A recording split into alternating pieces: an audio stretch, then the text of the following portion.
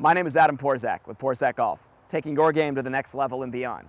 I'm excited today to bring you 3 videos that are going to help you with distance and control.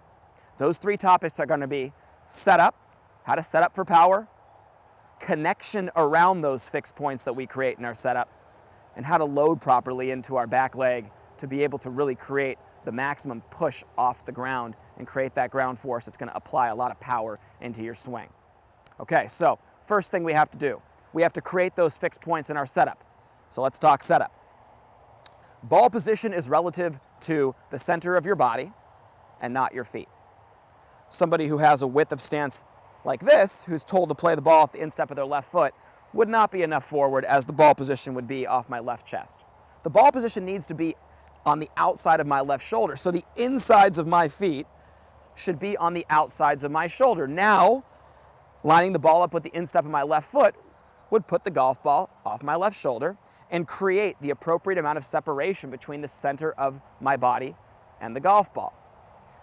Number 2, we have to create a fixed point in our setup for our body to turn around. Now, what I mean by that is a metal pole down our left leg, a metal pole that is our spine angle. That's what I visualize. And I'm simply turning around those points. We'll get to the golf swing next, but right now we need to understand how to create those fixed points. When I bump my hip forward, I create an anchor point on my left hip that everything turns around. I don't want to lose that anchor point. Swaying off the golf ball will not help with power and control.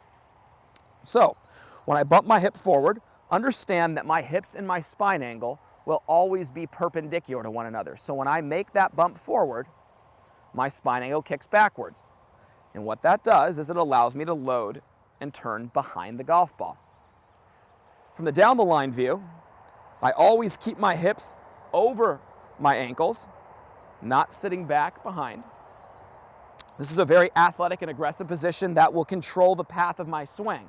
If I sit back, the golf swing will swing more around me. If I'm more over it, I can swing underneath me. So hips over ankles, shoulders past toes, and from the face-on view, insides of the feet to the outsides of the shoulder, and a simple hip bump forward that kicks the spine angle back. This is a setup that will promote power and control. Next, we're going to talk about how to move that golf club around those fixed points.